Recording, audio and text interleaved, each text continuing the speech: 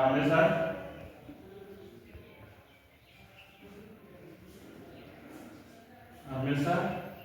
Field coil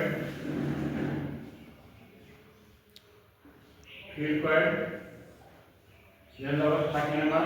load ৰেজিস্ট্যান্স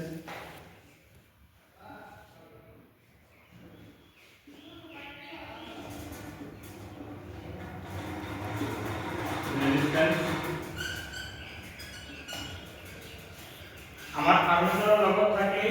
field coil এইটো হল আমাৰ field coil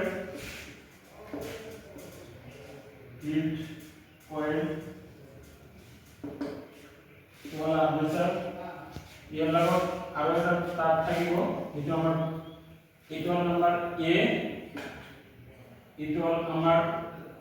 L1 এইটো হল L1 আৰু হল আমাৰ L2 ইয়াৰ লগত থাকিলে আমাৰ ভোল্টেজ প্ৰবাহ আৰ্মেচাৰৰ লগত সম্পৰ্ক থাকে ট্ৰান্সমিট কৰা হল কানেকশন কৰাৰ পিছত যিখিনি ভোল্টেজ প্ৰয়োগ কৰি যেতিয়া আমি ভোল্টেজখিনি প্ৰয়োগ কৰিম তেতিয়া আমাৰ আৰ্মেচাৰৰ লগত যেতিয়া কানেকশন ফিল কৰে তেতিয়া আমাক কি কৰিব ফিল্ড মানে আমাক কি বুজাব ক্ষেত্ৰৰ সময়ত আমাৰ যিখিনি ঘূৰ্ণন গতি হ'ব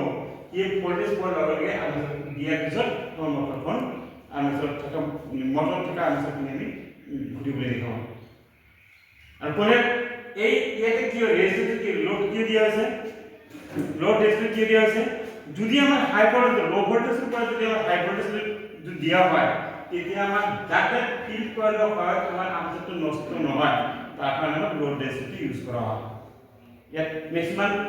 আমার কিমান ভোল্টেজ দিব পারি যদি এটো আর্মেচারটো যদি আমরা এসি যদি থাকে এসি আর্মেচার যদি থাকে তেতিয়া আমার 230 ভোল্ট এসি আমি ইউজ কৰিব পাৰি যদি আমাৰ ডিসি থাকে এই ভোল্টেজ অনুযায়ী আমাৰ ক্যাপাসিটি অনুযায়ী ভোল্টেজ আমি ইউজ কৰিব পাৰি তো আৰ্মেচাৰ এটা ঘূৰোতে আমাক কি লাগিব ভোল্টেজ লাগিব ফিল্ড কয়েল লাগিব আৰু এটা যাতে আমাৰ কোনো ধৰণৰ এফেক্ট নহয় ক্ষতি নহয় তাৰ কাৰণে লোড ৰেজিস্ট্যান্স এটা ইউজ কৰিব লাগে তো ফিল্ড কয়েল বিষয়ে আৰু আছে বহলাই কৈ আছো ইয়াতে লিখা আছে আমাৰ ক্যাৰেক্টাৰিস্টিক্স অফ সিৰিজ জেনাৰেটৰ এইখিনি আমাৰ সিৰিজ জেনাৰেটৰ আমাৰ ক্যাৰেক্টাৰিস্টিক্স বৈশিষ্ট্য সিৰিজ জেনাৰেটৰ আমাৰ বৈশিষ্ট্য কি ধৰণৰ হ'ব পাৰে কি থাকিব পাৰে বৈশিষ্ট্য কি আকাৰ হ'ব পাৰে আমি পঢ়ি আছো in this type of generator এনে ধৰণৰ জেনাৰেটৰ ইজ ফিল্ড ওয়াইন্ডিং আমাৰ ফিল্ড ওয়াইন্ডিং মানে আমাৰ তাৰ ব্যৱহাৰ হয় তাৰ কথা কৈছে আৰ্মেচাৰ ওয়াইন্ডিং তাতে আমাৰ আৰ্মেচাৰটো ওয়াইন্ডিং কৰা একদম ব্যৱহাৰ কৰিব এন্ড এক্সটাৰ্নাল মানে বাহ্যিক ধৰণৰ উপৰিঞ্চি ধৰণৰ লোড কাৰেন্ট মানে যিখিনি আমি প্ৰয়োগ কৰা ভোল্টেজ এইটো লোড কাৰেন্ট কাৰেন্টৰ ইউনিট কি আমি পাই না কাৰেন্টৰ unit what is the unit of current ampere right তাতে আমাৰ লোড কাৰেন্ট যিমানখিনি থাকে এই লোড লোৱাৰ পিছত যিখিনি ভোল্টেজ প্ৰয়োগ তুমি লোড লোৱাৰ পিছত যিমানখিনি আমাৰ কাৰেন্ট দেখা যাব প্ৰয়োগ কৰাৰ পিছত যিমানখিনি দিব সেইখিনি কি কেনেকৈ গম পাম আমাৰ তাতে লাগিব আমাৰ এম্পিয়াৰ মিটাৰ এটা কানেকশন কৰিব লাগিব কানেকশন কৰাৰ পিছত কিমান এম্পিয়াৰ লোড ললে তাৰ পৰাহে আমি উপলব্ধি কৰিব পাৰিম চাব পাৰিম আৰু কি ইয়াৰ এটা বৈশিষ্ট্য আছে কি কৰি আছো লোড সাৰ্কিট এইটো সাৰ্কিট মানে কাজ যাব আমাৰ লোড সার্কিট লোড ভর্তির কথা ভর্তির কাজ করতে আর কানেক্টেড ইন সিরিজ এটা কি সব কানেক্ট করা থাকবে সিরিজ হিসেবে কানেকশন করা থাকবে এস অন ফিগার 1 এক নম্বর চিত্র দেখো দেয়ারপর এই গতিকে দ্য সেম কারেন্ট ফ্লোস এই একই ধরনের কারেন্ট একই ধরনের প্রবাহ প্রয়োগ করা হবে through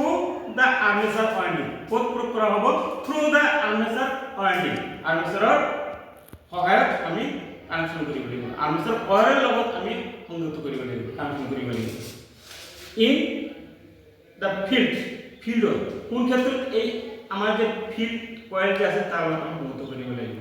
field winding and the load আমাৰ এন্ড দ্য লোড আৰু লোড কিমান আছে এম্পিয়াৰ কিমান আছে তাতে দিয়া আছে এল লেট আই মানে কি বুজাব I equal to I1 I2 I3 এনে ধৰণৰ I মানে কি বুজিম আমি current বুজিম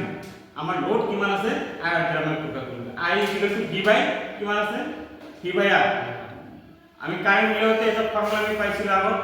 I v by r voltage লাগিব আৰু ৰেজিস্ট্যান্স লাগিব তাৰ পিছতে আমি কারেন্ট মিলাব পারি কারেন্টের ইউনিট কি হবে আমার এক থেকে যিখিনি ভোল্টেজ বা কারেন্ট বললাম সেইটো আমার ইউনিট কি হবে দিয়া আমরা অ্যাম্পিয়ারকে লিখি পারি অ্যাম্পিয়ারকে মধ্যে লিখি পারি বা অ্যাম্পিয়ার প্রয়োগ করি পারি কারণ ভোল্টেজ আর রেজিস্ট্যান্স করা আমি কারেন্ট দিয়েই আমার ইউনিট লিখিব অ্যাম্পিয়ার করে লিখি পারি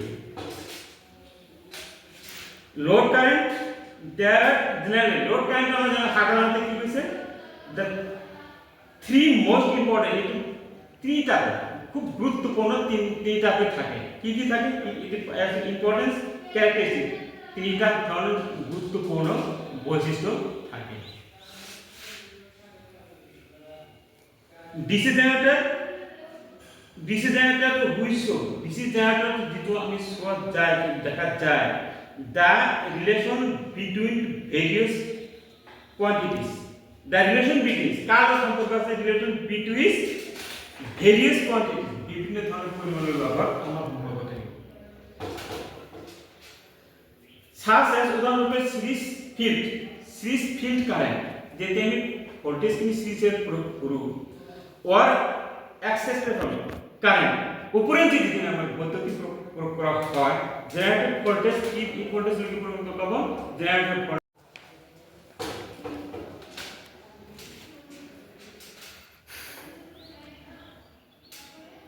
मैग्नेटिक और ओपन मैग्नेटिक কাজ বুঝাবো ম্যাগনেটিক কাজ বুঝাবো মানে কাজ চৌম্বকত্ব और open circuit characteristic open circuit মানে মুকুলি বর্তনীর বৈশিষ্ট্য কথা কইছে অফ সিরিজ মানে শ্রেণীবদ্ধ হিসাব কোড কইছে কোন ডিসি জেনারেটর কোন মানে কাজ বুঝাবো যোগ নাকি আমার আর্মেচারের দিকে খাল থাকে তার কথা কইছে কোড কইছে ডিসি জেনারেটর The curve में কাজ হলো চিত্রাঙ্ক নকশা চিত্রাঙ্ক which shows যেটা আমরা দেখব পাও বা দেখা গৈছে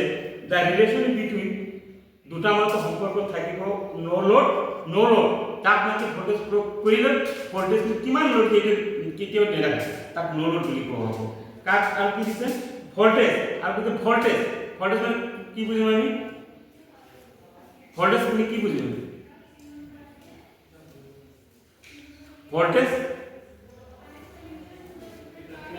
ভোল্টেজ কাক কয়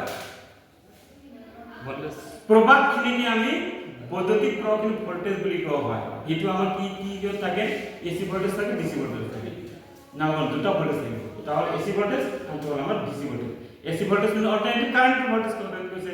ডিসি মানে ডাইরেক্ট কারেন্ট কথা কইছে এখানে কাকা কারেন্ট দিছে এটো ওপেন সার্কিটের মুকুলি বর্তনীতে আমার কি ভোল্টেজ প্রয়োগ করবে দিছে যে এসি ভোল্টেজ আর ডিসি ভোল্টেজ যিখিনি একটা প্রবাহ আমরা প্রয়োগ করবে দিছে ওপেন সার্কিট ক্যারেক্টারিস্টিক কার এটা আমার ভোল্টেজ প্রয়োগ করার পরে যিখিনি আমি মুকুলি বর্তনী এটা কার লোকে নির্দেশনা করিব দেখুৱাই দিব বা আঁকিব as during no load হে মানে কোনো আমার ভোল্টেজ বা এম্পিয়ার কেতিয়াও নেলে হয় নো load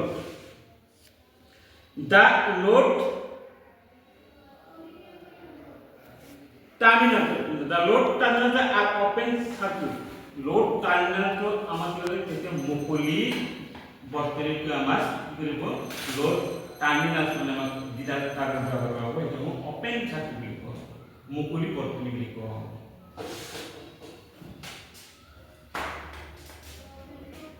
there will be no field এই মানে যেতিয়া ভোল্টেজ না থাকিব there will be no field তেতিয়া মানে এই ফিল্ড কাম কৰিব কেতিয়াও নকৰে লোড কৰাৰ লগে লগে আমি তাতে ঘূৰিব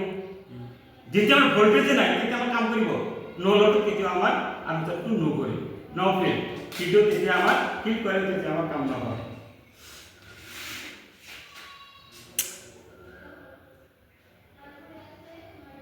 the armature বলে কাজ বুঝি armature বলে কাজ বুঝি the armature কাজ বুঝি মোটর কি মোটর তুমি কি armature হলো একটা বস্তু যাৰ মাধ্যমেদি আমি তাৰবিলাক ওয়েল্ডিং কৰোঁ কেঁচা লোহ থাকিব কেঁচা লোহত যিখিনি আমাৰ উঠ থাকিব খাপ থাকিব স্ৰোত থাকিব তাৰ সহায়ত কেঁচা লোহৰ সহায়ত সেই স্ৰোতৰ নিচিনা খাপ থকাকৈ তাৰ মেৰুৱাই আমাক এটা আৰ্মেচাৰ এটা গঠন কৰা হয় সেই আৰ্মেচাৰখিনি আমি ক'ত ইউজ কৰোঁ মটৰত দুটা কি থাকে আমাৰ কেঁচা লোহ থাকিব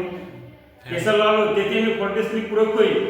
আৰ্মেচাৰে আমাক কি কৰিব ঘূৰ্ণন প্ৰতিক্ৰিয়া কৰিব কি হিচাপ কৰিব ম্যাগনেট যেতিয়া পৰিৱৰ্তন ৰূপান্তৰিত হ'ব ম্যাগনেট যেতিয়া পৰিৱৰ্তন কৰিব তেতিয়া আমাৰ আৰ্মেচাৰটো ৰোটেট কৰিব তো পদ্ধতি পূৰ্ব নহ'লে আমাৰ আৰ্মেচাৰ কেতিয়াও কাম নকৰে ফিল্ড কয়েলও কেতিয়াও আমাৰ কাম নকৰে তেতিয়া মটৰো নুঘূৰে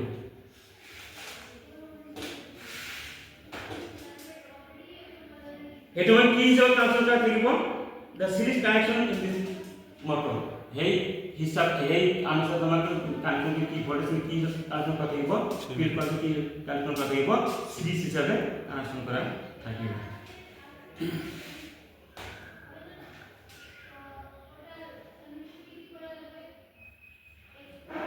this three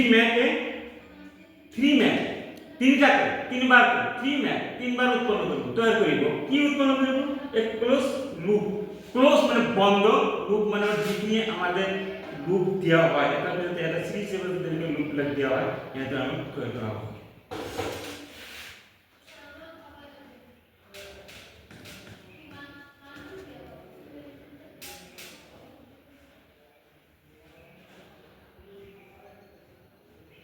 So this curve can be obtained practically. যেতিয়া আমি ভোল্টেজখিনি প্ৰয়োগ কৰি আলোচনাটো ঘূৰাম তেতিয়া সেই সময়ত this curve can be আমি this curve এই চিত্ৰাঙ্কনটো কৰিব পাৰোঁ obtain মানে কি উৰুৱা obtain আমি সংগ্ৰহ কৰিব পাৰি প্ৰ্যাকটিক্যালি আমি অনুশীলন কৰি আমি যি ধৰণৰ কাৰ্ভ উৎপন্ন কৰি এই কাৰ্ভটো আমি উলিয়াব by separating the field winding separating field coil দ্বারা উৎপন্ন কার্ভটি উলিয়াব পারি and the accepting the DC generator a DC here in the diagram below তলত আমার এটা চিত্র দেয়া হয়েছে A and B আমার A B কার্ভ আমার এই যে তলতে দেয়া হয়েছে কার্ভটা এই কার্ভটা আমার A আর B লেখে গঠন করে রূপান্তরিত হবে তৈরি করিব is showing the magnetic characteristic এই তো আমার কি হচ্ছে is showing the magnetic এটা আমি চুম্বকীয় যিখিনি আমার কার্ভ উৎপন্ন হয়েছে এটা আমি দেখো পারিছি বা দেখো হয়েছে কোড দিছে কেনেকে দিছে যে আমার যে কার্ভটো উৎপন্ন এটা আমার বৈশিষ্ট্য সিরিজ জেনাৰেটৰৰ এটা বৈশিষ্ট্য হয় এই ধৰণৰ আমাৰ যে আলোচনাটো ঘূৰে বা ঘূৰৰ গতিতে কি ধৰণৰ কাৰ্ভ উৎপন্ন হয় সেইটো আমাৰ এই চিত্ৰত দেখুওৱা হৈছে ক'ত দেখুওৱা হৈছে DC generator the liner of the curve the linearity of the curve linearity বুলি কাক বুজিম আমি linearity of the curve এটা হল লাইনৰ যিখিনি আমাৰ ৰেখাচিত্ৰাঙ্ক উৎপন্ন কৰিব will be continue এটা আমাৰ সকলো সময়তে চলি থাকিব হয়ে থাকিব still the situation of the pole head pole আমাৰ যিখিনি পদাৰ্থ কাৰ্ভ উৎপন্ন হোৱা স্থিতি দেখুৱাব এটা কি হিচাপে নামকৰণ কৰিছে এ আৰু বি লৈকে নামকৰণ কৰিছে কি হিচাপে আমাৰ যে নকশা আঁকিছে সেই নকশাখিনি এ আৰু বি ৰ ওপৰত নামকৰণ কৰিছে কোড ইন ডিসি জেনাৰেটৰ এইবিলাক আমাক দেখুৱাই দিয়া হৈছে due to the residual magnetism there will be a small initial voltage across the armature আমাৰ যিখিনি ইনিশিয়াল ভোল্টেজ প্ৰয়োগ কৰা হৈছে এটো কামত আৰ্মেচাৰ মাঝেদি পাৰ হ'ব this is why এটো কিয় the curve start এটো আমাৰ আৰম্ভ হ'ব চিত্ৰাঙ্কন আৰম্ভ হ'ব from a point A এৰ পৰা আৰম্ভ হ'ব which a little সৰু জাতৰ above the original O original মানে আসল